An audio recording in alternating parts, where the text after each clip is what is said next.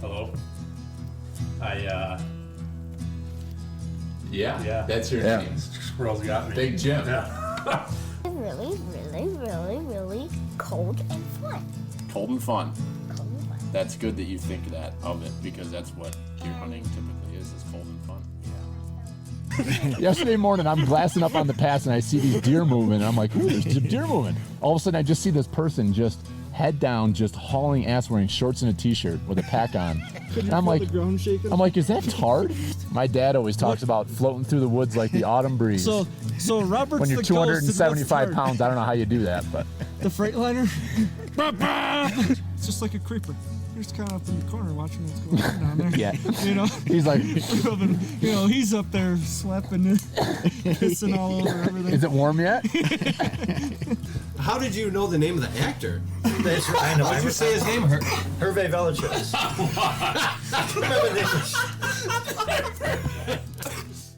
You know what pert near means. If you know what pert near means and you live in America, you're a redneck too. Welcome to the Log Talk Podcast, brought to you by Pert Near Outdoors.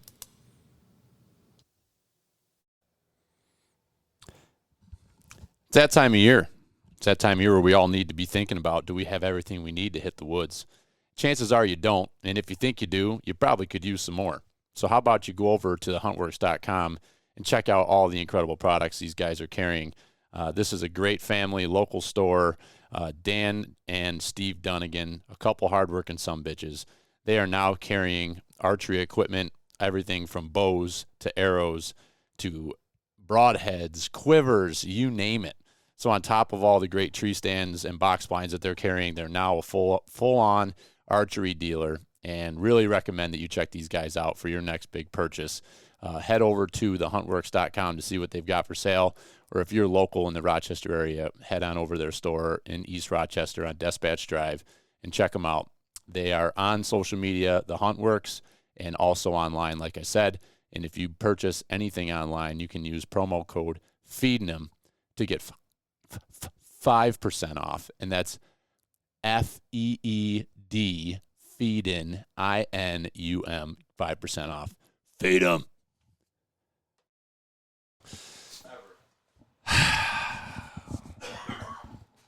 It's been a long 48 hours.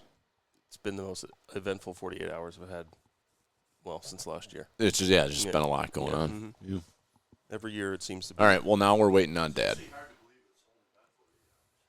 Every year this short Rut Camp never disappoints. No, it's been productive. Mm-hmm.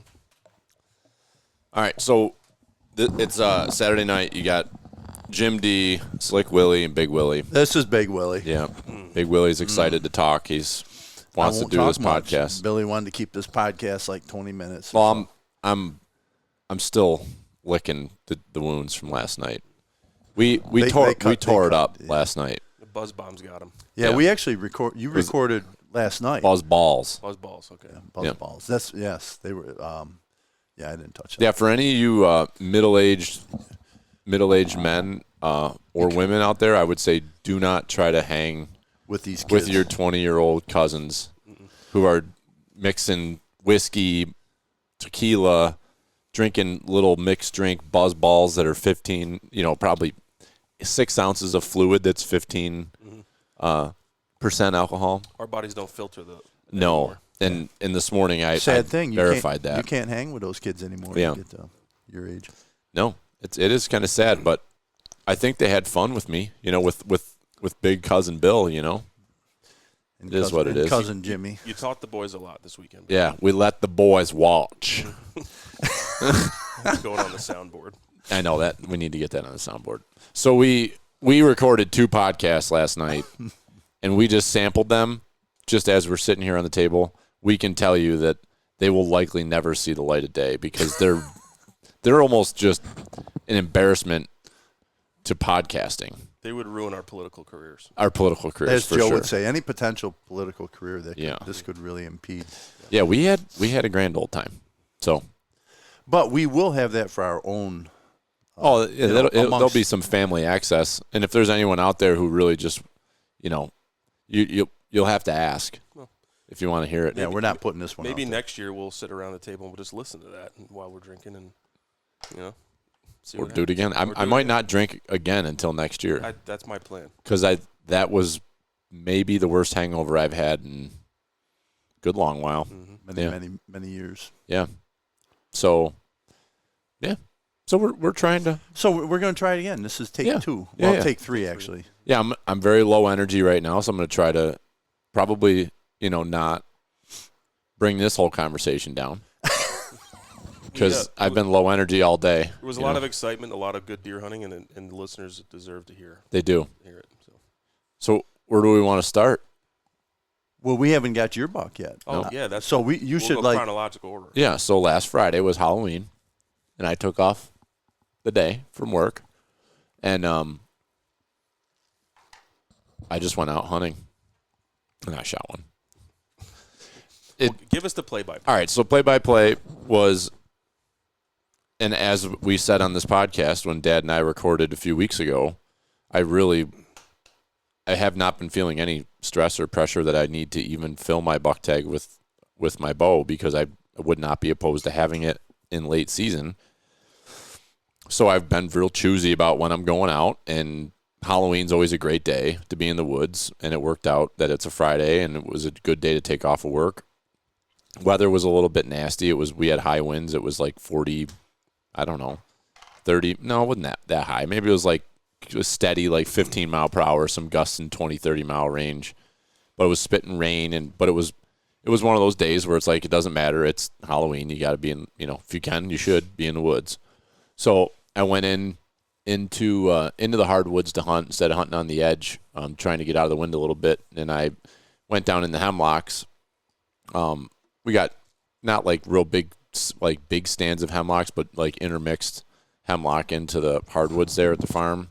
And so Brian's got a spot and that he always has success out of, and it's a good, like, you just catch deer cruising. You're not going to just see deer in there all day long, but it's a good cruising spot.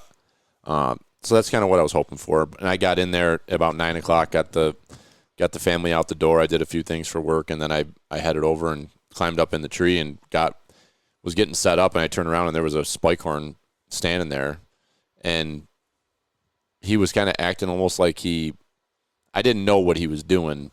Now, once he lays down, I'm like, oh, he was just checking the area out before he bedded down, making sure everything was good. So he bedded down, and he laid there for like 4 hours. Nothing. I didn't see any other deer. Wasn't anything going on. So I was like, by like 1 o'clock, if he's not up and gone, I'm going to have to get him up and gone because I don't want to spook him getting out of the tree. So I grabbed a stick in the tree above me, and I tried whistling at him a few times, and he just popped his head up, and he looked around, and then he just went back to chewing his cud and chilling. And so I took the big stick, and I chucked it. It landed probably 5 feet from him. He was 20 yards from me, and I just chucked the stick, and it lands, and he jumps up, and he looks around like, what the hell was that? And then he just, flicked his tail and started grooming himself, and then he just walked off. So I was like, all right, well, I'm going to get down. And I had intentions of going. We still had quite a bit of standing corn from the farmer around the farm. So I was like, this would be a really fun day. I got the afternoon. What's the matter? You all right? Yeah, I'm just looking at how you got the board set up. I'd like to learn from you. Oh, well, okay. Thank you. Just seeing if you do anything different than I do, just because Yep. you're the master. I'm sorry. Go ahead. No, Just looking at your settings. So this is what I was doing to everyone else last night in the podcast. I was interrupting their stories, and it was very I didn't difficult to interrupt. listen I was to. just looking at the board. Oh, it was distracting. So what I wanted to do was take advantage of an afternoon where I didn't really have an agenda, and I was like, I've always wanted to go poke around in the corn when it's standing, and try to find a deer laying down, and you got to have the right conditions for that, and I certainly did. Leaves were wet, right? It was quite wet. It was, everything was wet. Have you ever done that? No. Where you get in the corn and you go like one row and then looking down up and down. That was my plan. So I was yawn was indicative of the low energy thing. It's very low energy. Yeah, my watch says my body battery's at 5, which is 0. It never tells you 0. 5 is it. Yeah. So I've been at 5 since like noon. What are you doing, Jim? Sorry, my house trail camera went off, and my doe is has arrived. She's in the scrape right now. I'm sorry. Okay.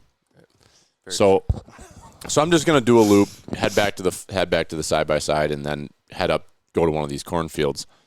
And so I did a loop around. I was gonna hit. We got a logging road that runs like north south through the hardwoods, and I was gonna just walk that back. And I was like, you know what? I was like, I'll go walk through. There's a strip of hemlocks that kind of divide our hardwoods, that runs right north and south through the woods. And I was like, I'll just go get in those hemlocks and just slink through there and see if there's any signs. Sometimes there's buck rubs in there, kind of give you some consistent direction of travel idea of what's going on.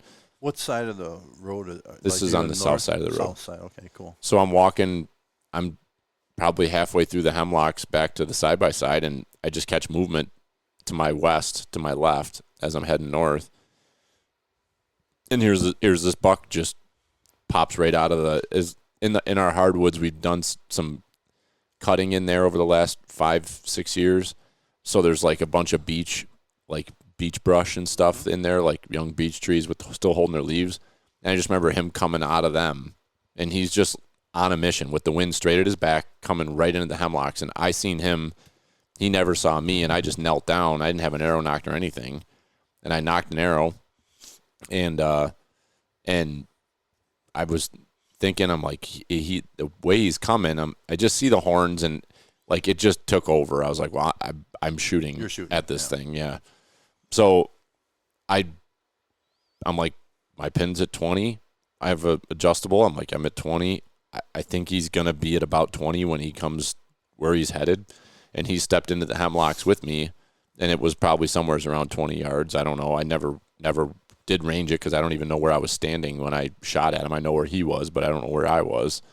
And I pulled back, and I got excited, and I pulled the trigger before he was walking. So I was kind of like pulled up, and I was in front of him, and I pulled the trigger too early, and just by luck I hit him right in the neck, and the arrow passed right through his neck, it must have cut his jugular. Yeah. It did. And he whirled and took a handful of bounds, and then just like went down like a ton of bricks, flipping around and everything. And then so I knock an arrow, and I'm just like, holy crap. I mean, that all happened in like 10 seconds. So I knock another arrow, and at this point he's back up, and he's ran like maybe 15, 20 yards, and he's just standing there, and has just got his head down, and he's just standing by this hemlock, this kind of little depression right by a hemlock. And I just kind of start sneaking up there, and he just lays right down, and he's facing away from me. So I'm coming up behind him, and I came up behind him about 10 yards and knelt down there for a few minutes, and he was expiring, but he wasn't dying that quickly. And so I put another arrow in him from behind up into his chest and finished things. But I was blown away. I'm like, that just happened. And that was a deer that we had a couple pictures of back in the beginning of August. And he's got, that little like acorn tip on the one end of his one of his long tines.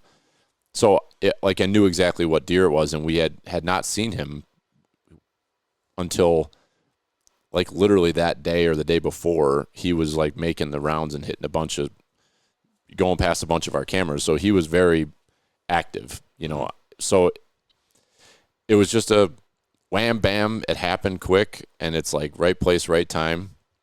But it was perfect. Like, as much as I said I didn't want to do that this year, it was really nice, the timing, because I was planning to hunt all weekend last weekend. Yeah. And you want to hunt, but it puts a ton of burden on the home and on the family and on work and everything else. And it's like, so I punched the tag. It's filled. I used my day off effectively.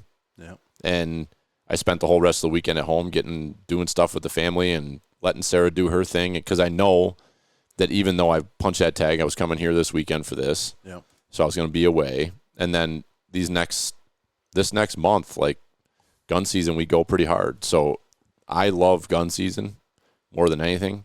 So like next weekend, we're up here for opening day of gun. The following weekend, we'll hunt around home. but then it's Thanksgiving week. Yep. That week, so I'll be back here hunting for the weekend there, and then we go to Pennsylvania. So it's like I got like 3-4 weekends in a row coming up here where I'm gonna be gone. So it was really nice to punch that tag and just. And you did it on the ground. That's super, super awesome hunt, and you're able to make it happen. You were home in time for trick or treat. Yeah. Have you? Has that ever happened to you before, where you're just kind of slow walking through the woods? I've had it happen a bunch of times, but I've always missed the shot. And I mean, I was lucky that I made that shot. To be honest with you, I just wasn't. I wasn't prepared. I took the shot from a knee, and there was really no reason for me. Like I'm more comfortable with my rifle than I am with my bow. And my immediate every time I see a deer, if I'm still hunting, my first move typically is to find a tree or to go to a knee. So I have some sort of a base and make myself smaller, whatever. So like I did that with the bow, and I never stood back up, and I drew, and like when I came back full draw, like my release point, everything was not, my hand was like further back than it normally is. Like something was off with the way my body was aligned. Yep. So that was definitely not why I shot too early, but it just, I was out of whack. You know, it just happened so quickly. So those are things like I went home, and I didn't practice a lot with my bow this year. So I went home and took advantage of having some time over the last weekend, and just took a bunch of shots just at 20 yards, just pounding them in there and just trying to like take my time. Because when it happens, I feel like my shots are typically pretty close range. I don't like to shoot over 20 yards, and I don't need all day. Like I draw back, I get on the kill zone, I'm going to shoot. But like I've got, with that, like I've shot a few times at deer, at bucks in particular, where they get in the sight picture and I get excited, and I'm at the right level. I'm just in front of them, if they're moving. Yeah. I did the same thing to that mule deer I missed in Colorado back in 2019, I think it was. And like that one, it was a stud of a buck, and he was in the hemlock. It was, I don't think it's hemlock up there. It's probably white pine or whatever, evergreens, but like he's in the pines with me it's like a 20-yard shot with a muzzleloader, like freaking can't get any easier. And just the second that he stepped into my sight picture, I pulled the trigger. Like I just was so excited to shoot. So I need to work on that stuff. I've gotten a lot better with the rifle, but with the bow, I need to work on that. So that was a takeaway from it, but there's time for that, and you got to put yourself in those situations to know where you're weak and where you got to get better. Yeah. Because you can be a professional target shooter, but you can't get yourself in the position to even have an opportunity to shoot a deer. So it takes a lot of time in a lot of these situations to flush it all out and get better. Yeah, and keep refining that skill. Yeah. That was like Chris. He had a busy year. We did the podcast with him, and he was saying he had very little practice time. But he held it together and made a beautiful shot. And so, and he took some shots before he went out, make sure he was on and everything. But he didn't have like he said, when you're going out west or something, you start shooting in June, June, July, August, you're shooting. So right. He just wasn't able to do that. So that was me. So that was Halloween. Brian shot a phenomenal buck on November 1st. So I posted pictures up of that on the page. Big buck. So we'll get with him, and we got to get some stories from him too. So, we'll hear about that at some point with him. But let's see, anybody else leading up to? What about cutting your deer? You cut with a day crew. That was kind of fun. A fun experience. Yeah, we butchered that deer on Tuesday afternoon. Met up with you guys. Dallas's daughter had a yeah, Emma. Yeah, we haven't gotten that story yet either. Yep. Yeah, she shot that with a youth hunt. Yep.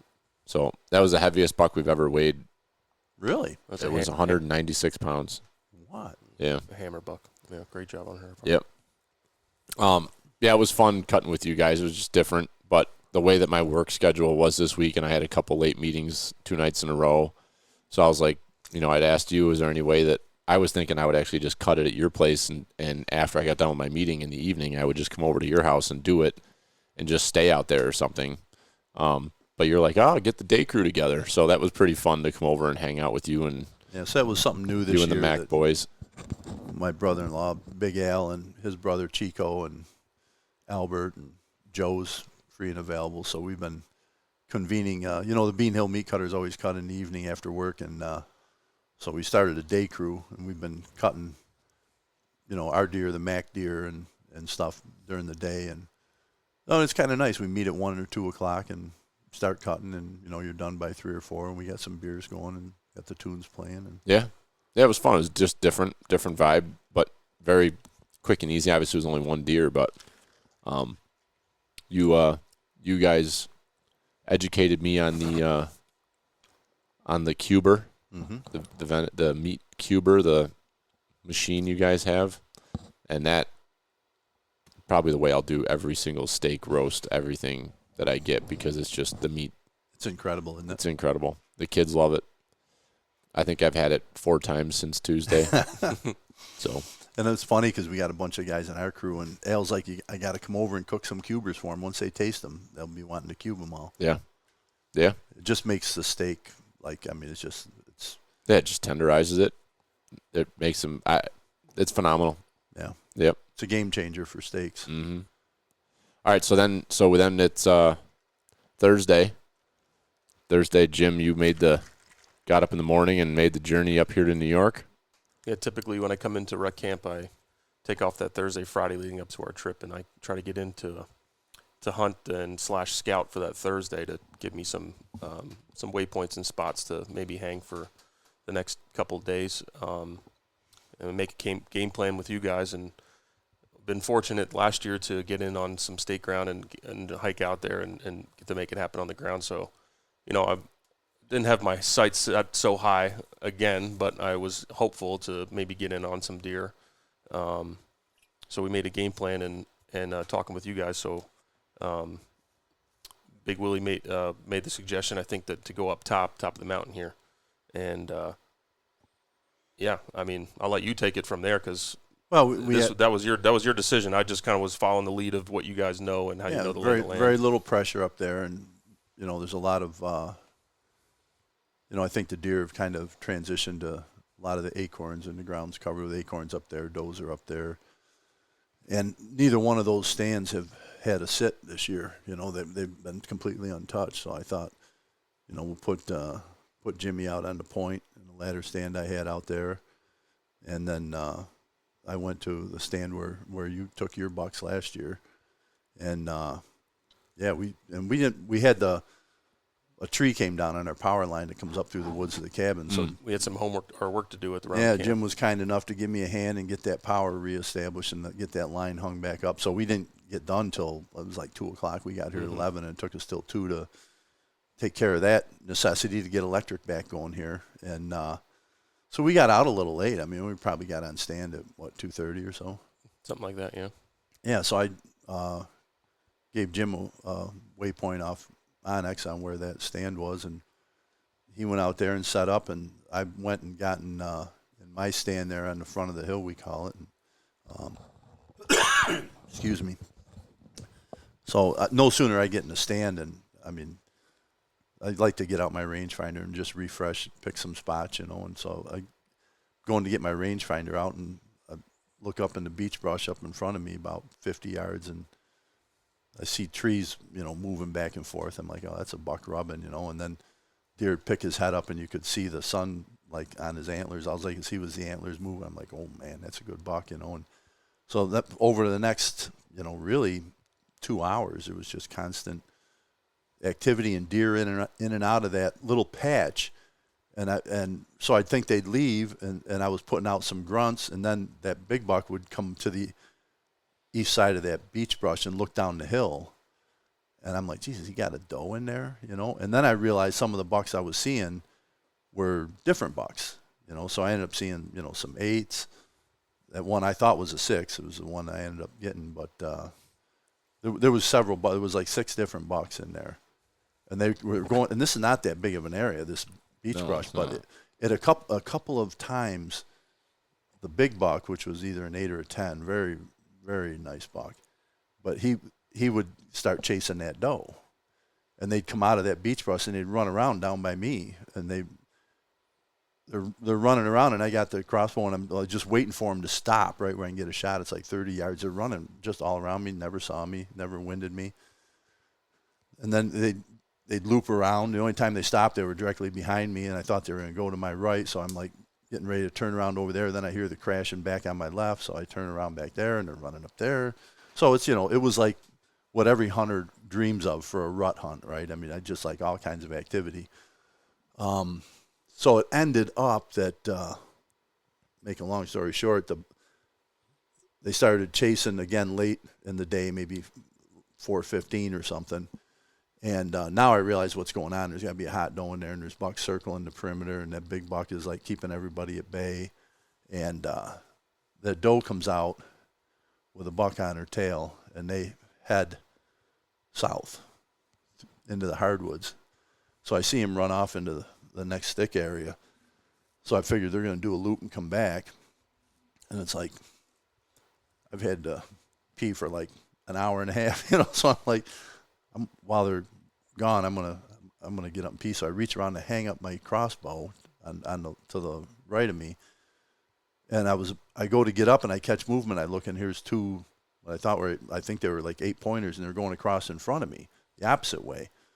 So I'm like, well, maybe they're walking away. So I get my bow back up, and I get the safety off, and they're going across in front of me. I'm shooting a crossbow, and they went across in front of me, and they headed kind of to the north. I'm like, geez, I think they're going right over to Jimmy, And so, excuse me, I'm watching them go away, and I think they're gone. I hang up the crossbow again, and then before I can get up again, I see another deer coming back at me, so I figured they'd turn around and come back. And then this deer is walking like due south, and I'm like, God, if he keeps going, he's going to be like at 18 yards, probably right where you shot that deer with your bow last year. It's coming right kind of, there's an old logging road base in there, and I'm like, that deer's coming right in there. So I get my crossbow back around, and he's stopping, and then he's looking, but then he was moving pretty good. Like he wasn't he wasn't real cautious or anything. He was just on the move, and I kind of figured he was going to go the way the action went, So I get my crossbow up, and I'm kind of turned in the ladder stand, and I pick a spot, and I'm like, if he walks into that spot, I know I had ranged it. I knew it was like 18 yards. I'm going to let him have it, So he steps into that opening. I'm holding in that spot, and as soon as he stepped in, and I put it right on the crease behind his shoulder there. He was walking, he was moving, but I touched it off, and it's funny because I made a point last week of going and getting lighted knocks because I can't see where the heck these arrows go, So I'm like, I'll get lighted knocks. So I shoot a lighted knock. But I never saw the arrow. I shot, and it was just like you could just hear the whack. You knew you went through the deer, And the deer like takes off running, but he only goes about 20, 25 yards, and then he stops. I'm like, Jesus, I miss him, and he turns and he starts walking downhill. And I don't have any opportunity to like reset the crossbow for a second shot. And he was out a little bit too, so I'm like, I'm not even gonna bother because I'm looking at him and I can see red right where I was aiming. I'm like, oh, I hit him good, So I'm waiting for him to go down. He ends up working his way downhill, and then he's standing in this one spot, and he started like lowering his back end. I'm like, he's going to bed right there. And then he just stayed in that position for a little bit, and then I was like, oh, he's going down. And then he like turned and headed south through the hardwoods, and he's going along, and he's walking. His back isn't hunched up, so I'm like, geez, I don't think I hit gut. But I watch him, and he goes by there's a great big maple down there with a tree coming outside. So I'm watching that tree, and he goes behind it, takes a few steps like downhill to the south, and then I see him bed down. I'm like, well, that's a good sign, right? So I shoot the tree with a rangefinder. He's 64 yards away. So I'm like, that's not that far. So I'll just sit here and watch him. So eventually I hang up my crossbow. I get up, I'm going to take a leak. So I turn the other way, and I'm like, going to the bathroom. I get done. I turn around, and I look to where he was laying, and he's not there. I'm like, son of a biscuit, he left, So I have my binoculars. I'm looking, and I can see his head and the antlers sticking out from behind the tree, and it looks like he's walking straight away. But the chances of him staying completely behind that tree all the way to the next patch of brush, I'm like, I don't think that's going to happen. I never saw him go down. I never saw him come up. So I watch it. It's starting to get dark. I'm like, I should retrieve my arrow, see if I can, pick up any sign. So I get down, and I did find the arrow. The knock was lit and everything. It was a pass-through. And so I stuck the arrow in the ground there, and then I looked a little bit. I found just a little bit of blood. You could see when he was running, he left a clear path.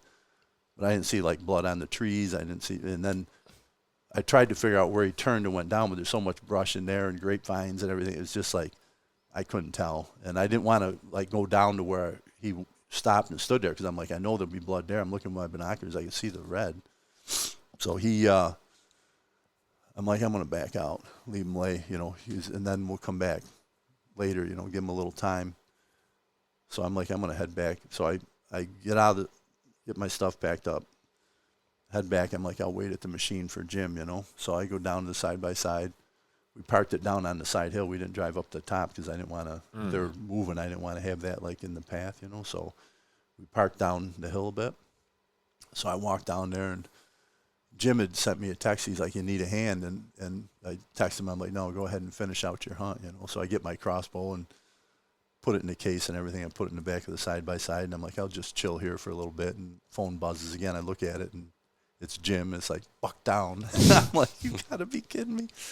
Yeah, in the midst of all that happening, we had our little Rut Camp group chat going, text messages, and Willie had sent a picture of his arrow, and we're trying to make sense of, the blood on it and whatnot. And Jimmy and some of the guys were giving their opinions and about what was going on. And I had was also at that same moment I had an encounter with a nice 2-year-old 8-point that came through, a heavy racked 8-point. And he worked in from the direction of where we had parked. So it was probably a smart move that you weren't up because he came right from that where you said that log pile used to be. Yep.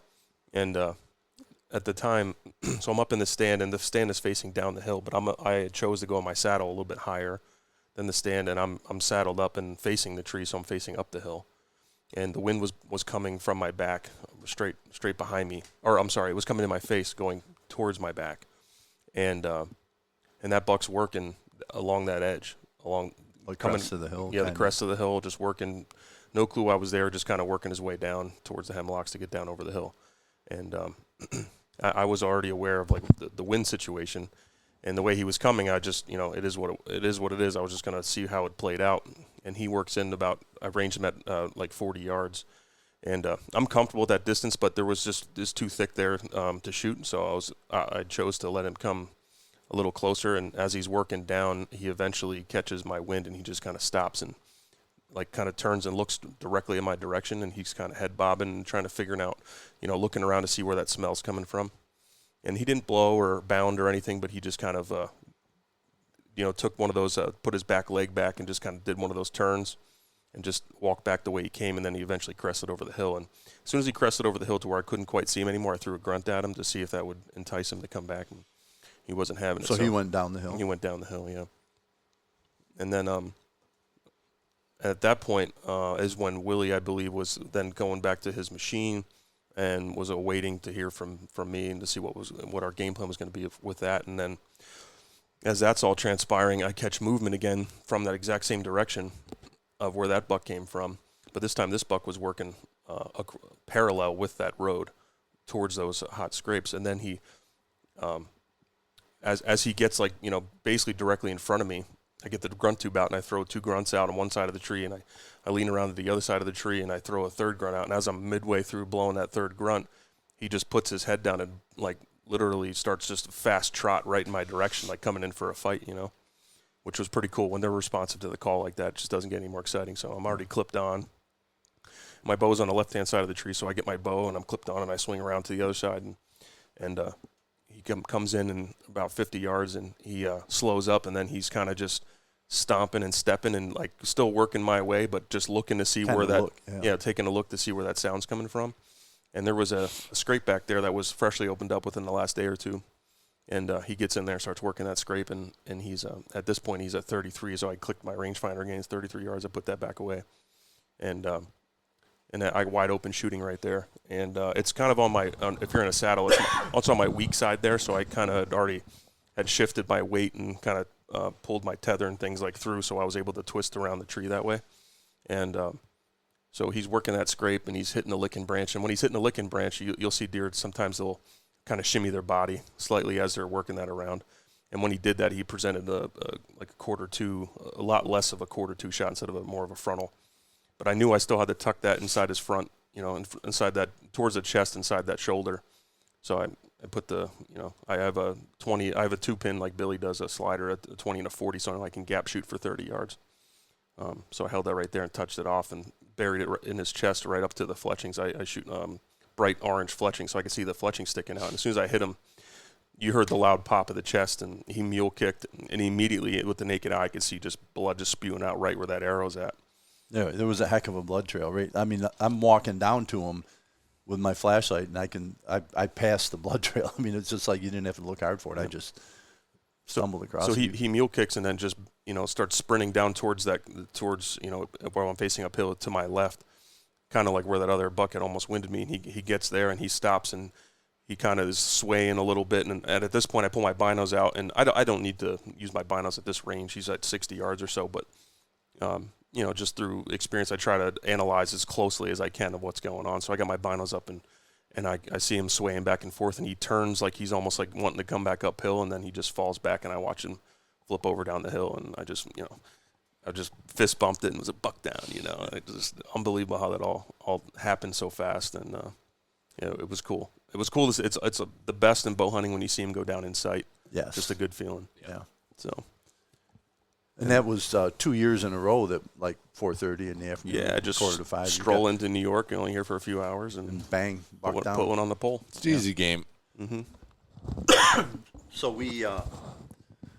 we went down and got Jim's deer and set up and toasted the deer gods and had a little sip of bourbon and toasted the deer gods, and then Jimmy dressed her out, and then we went up to get the side-by-side and figure out how to try and get closer. And because I had figured that, I just assumed the deer went back, like towards the squeaky back to the west, but it didn't. It had gone the other way, and I had the machine over on the other side. So we went back, got the machine, came around, got close to as close as we could. There was a big tree across the old logging road there, but we got down to that, and then Jimmy went down and got it, and we brought it up top. I went down there and met up with him. We hooked on, dragged it up, got it in the machine, high-fiving, and we're all happy. So we're like, what do you think on yours? I'm like,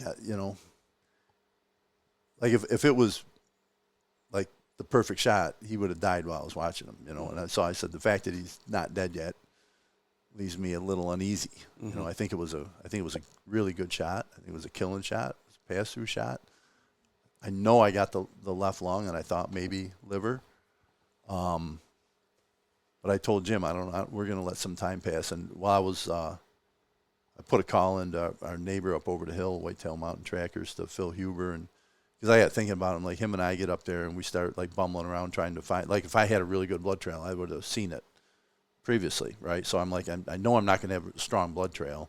We got to try and figure out, that land is unforgiving up there with respect to knowing, it's not like a field where you got a corner and he was on the edge of this fence row. I mean, it's just like, it all looks the same. I call them like moguls. It's just rolling knobs and trees and grapevines hanging. It all kind of looks the same. When you get out of the stand, the only way I could really direct him there would be in the daylight for me to be in the stand and then guide him to where the deer was.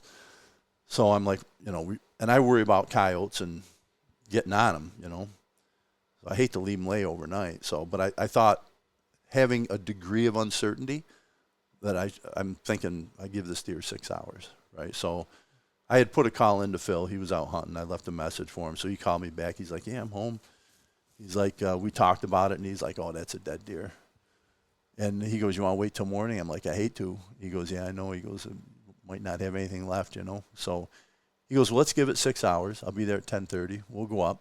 We're either going to very quickly find your deer dead, or we'll bump it. And if we bump it, we'll back out and go back in the morning. But he goes, either way, I think you killed that deer, from what you're telling me. So he got here at 10:30, and we got everything all set. And I just felt it was being dark and everything, and not having blood, and not wanting him lay overnight, that it just made sense if Phil was available, bring him over and have him. And he's right here, so.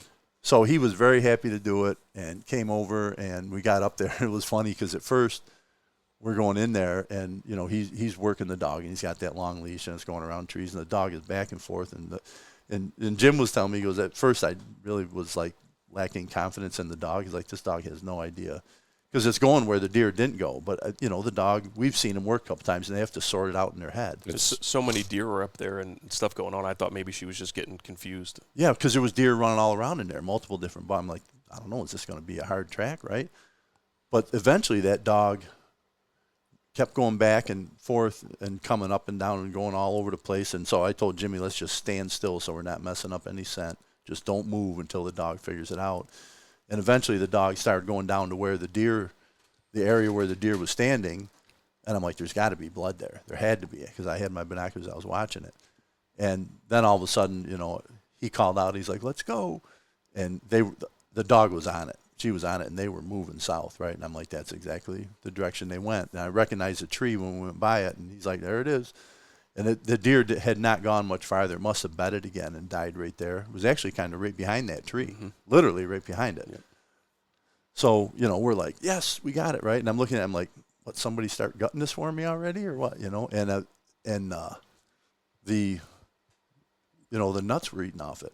It was opened up, and the hide, it wasn't like it was just ripped away. I mean, the hide and everything was gone.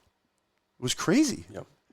And it wasn't like a coyote went, because coyotes usually go from under the tail and and they're like, and they're ripping and tearing, pulling. And this was just like you would think somebody took a knife. It looked like a clean cut, yeah.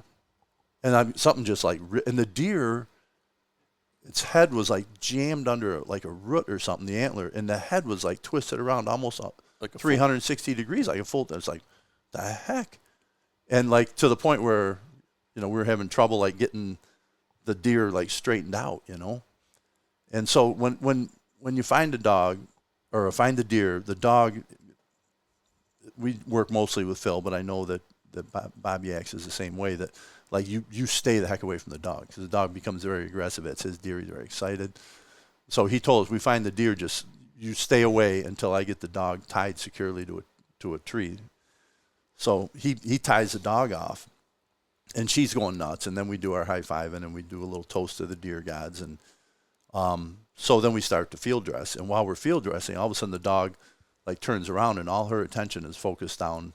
We're right at the crest where it drops over. And she's like, I don't know if I would call it whimpering. It wasn't growling. It was weird, wasn't it? Yeah, it was just, I mean, I don't have a lot of experience with those kind of dogs, but it was a sound that made me uneasy. Yeah, the dog was like, I'm looking at Phil. I'm like, what? He's like, there's something down there. He goes, I think, because when we were talking, what do you think? He goes, I think bear. I'm like, it looks like bear to me too. Like, and you, on the hide, a couple spots, you could, like, you would think it. I'm like, God, is that the exit wound? But it wasn't. I think like the bear like grabbed hold of the thing and was like flipping it around, sitting down to eat. And then Jim was like, shh, quiet, listen. And you could hear, like you could just over out of just out of eyesight. Yeah. You know, we had flashlights and we're looking over, and you could hear like something over there, like walking around, headed south, right over the crest. So I'm like, that's a bear, and it's still there, you know. So we finished dressing, and the dog was very upset, no longer focused on us, right? So long story short, we get done. We drag the deer up. I'm like, if we go due west, there's an old logging road that comes down through this little drainage, and we can get on that and go up to what we call a main logging road. So we get up there to the main logging road. Our machines are way back at the point.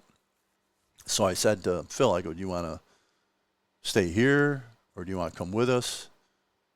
And he goes, Ariel and I will stay here, kind of protect the deer, and you guys go get your machine. So we walk all the way back.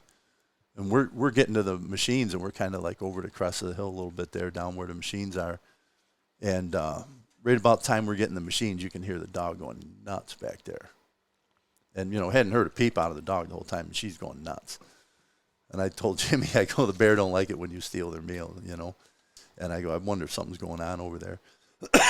So we hop in the machines and get back over there, and he's like, holy crap. He goes, could you guys hear the dog? Did you hear the dog? And we're like, yeah, we heard it. He goes, she was going nuts. Something was like circling us through that brush over there, you know. And so, I think it was, you know, I think that we both agree with the damage on the deer. And like even if we had waited another hour, I mean, that deer would have been, that thing would have been a Nothing mess. left, yeah. Yeah. So, I mean, we were very thankful that we went at that time frame and we got the thing. And Very impressive what Phil does with that dog, and I'm sure that the other gentleman you guys work with is the same. I've never been on a dog track like that before. That was very impressive, very professional setup. I was asking questions early on because I had blood on me from my deer, and my hands were smelling like my buck and things, and I was asking if those would mess her up, and he was like, no, good question, but typically no, but that that can also be a factor, and he was walking us through it. It was neat to sit back and watch that. It was funny. We're coming down the hill. So I got Phil and I got Ariel, and anybody that doesn't know this dog, it's like a bloodhound. It's a big dog. Big dog. 100 and So there's me and then Ariel sitting next to me and then Phil, and we're in this side-by-side coming down the hill. It's like, and the dog is like, Phil's trying to hold the dog back, and the dog is like sliding off seat and is like going nuts. Her paws are up on the windshield, they're on the dash, and it was quite a ride down. But yeah, because that is steep as hell. Yeah. And she still wound up from the whole whole thing. So yeah, many thanks to Phil, and maybe Jimmy and I would have found it, but well, you would have found it. Mm-hmm. Yeah, we would have found it the next day, and maybe that night. Had we gone back in daylight, for sure, you would have walked me in the direction, and we would have got on blood. And yeah, because I can't tell you much about the blood trail because once that dog hit it, they were going you fast. run right past it. But I did a couple times. I glanced down and I saw blood in the leaves, and Jim did too. So I mean, there was a blood trail, and it ended up being a great shot. And that deer was probably dead by the time I got to the side by side. But you don't know, and I didn't want to chance it, Mm-hmm. So we had a great night, and we were joking, when Jimmy D comes to town, shit happens, right? Yeah, we started saying that 2 years ago, and now it's become a thing. It's 3 years in a row where we've got multiple bucks hanging on the meat pole, and it's just very fortunate, and it's a great trip. Very every fun, time. yeah. It's a great, to come up, and it's great just to get together and have fun in camp, But then when you add the success to it, it really and then we had David shot his buck yesterday, and so part of the podcast from yesterday that was questionable was David telling his story, and he had definitely had a buzz ball before he told his story because it was very challenging to listen to. It got dark at times. Yeah, it was. Yeah, he was like talking about all this weird stuff. Yeah. So it was funny. So city life, Jimmy and I the next morning. So Joe and Dave called and they're like, "Yeah, can we come up and spend the night?" And I'm like, "Yeah, sure. It's just me and Jimmy D up here. Come on up." All right. So they come up. So the next morning they're going to hunt, and David says, "I want to sit the bull meadow." And that's where he killed his deer with a bow. He's got my old bow, my old PSE Venom, and so I set him up with that. Took him to the backyard a couple of years ago. I give him that. And I took him out in the backyard and showed him how to shoot. And he was shooting it great, and he's kind of the same length as me and everything. So the draw worked, the arrows worked. He was right on with it. And, he's a pretty athletic guy, so he can, he quickly adapted to that. So I give him the bow. I get him shooting. He comes up that night, and the next morning he kills a buck out of the bull meadow. So his first archery buck, right? So then yesterday he's like, I want to go with the bull meadow. I'm like, yeah, it's fine. You go ahead and hunt the bull meadow. And so he's in the bull meadow, and they're going to get out at like 10:30, him and Joe, and come back to camp. So he gets out, and he's walking downhill towards the apple trees, which was actually a great way to walk instead of just like following the logging road going back. So he's going down through the woods, and he goes, I just stopped for a minute. This area was like really picturesque. It was a beautiful day. I just stopped, and I'm standing there taking it in, and all of a sudden I catch movement, and here's this buck like coming right at me, and coming up through we had this place cut, so there's tree tops and brush and everything, and right where he shot that deer, historically we've had a lot of deer come through there during the rut buck, so it's a travel route right in that spot. So he ends up realizing the deer's going to come out. He comes to full draw, and the deer, sees him apparently, right? Or sees that something, is looking his way. The wind's in his favor. He's at full draw. And he goes, I put the pin right on it. And then I'm like, oh, no, that's probably more like 20 yards. So I pick it up I had a 10, 20, 30, 40 pin. So he goes to the 20, shoots it. He says, I saw he brought up a picture of a deer on his phone. And he's like, I hit it right here. He had put a spot on it. And he goes, and the fletching, I could see the fletching sticking out when the deer spun. So, and then he's telling me where the deer, exactly where it ran. He showed me, he's like, get behind me, follow my finger, ran down there, and then up there, and then see that log going that way. It jumped over it this way, and then it went down that way. Detail was like fantastic, very helpful, right? So we go over, I find hair, I find a little bit of blood, like spots, and I'm like, it sounds like you did it past through. He's like, I saw the fletching when it spun. Well, we went back and ended up finding the arrow, and it must have, like, when it spun and ran by the tree, the end was sticking out, must have flipped the arrow out, and the arrow was, like, 4 or 5 yards downhill. Mm-hmm. And there was blood all over, like blood the arrow flung blood all over the place. Yep. And that's what must have pulled that chunk or whatever it was that was in the exit wound. Which plugged the hole. Right. Yeah, plugged the blood. So we had, like, next to nothing for blood, and we're tracking slow. And I know where these deer go when they're hit, so I had Billy in that one spot, and I had Jimmy in the other spot. Jimmy D was in one spot. Billy was further south. And then we were able to successfully track it down, and we come to a logging road below what we call Fort Naples. That's where Dad used to have his little blind there. It was like a fort, so us kids always just call it Fort Naples. And so this deer is going to cut that lower edge of Fort Naples. And on the other side of that, there's a nice basin. There's a bowl there. So Jimmy had come over. Jimmy D comes over, and I'm like, why don't you go up, stay west, so nothing can see you as you go up that ridge, and get up behind Fort Naples, that blind, and just peek over that valley. And if he died, I told David, I said, I think there's a dead deer at the end of this trail. I know we don't have much for blood, but I've had this before with archery, and the blood all stays inside, and this is going to be a dead deer from where you hit it. So Jimmy gets up there, and he's up by the blind, and David and I are still, like, looking for sign and tracking it. Then he, gives us a wave and is like, buck down. I can see him. He's laying there dead. As soon as I crest up in front of that blind up there, I just look over the hill, and I could see Belly.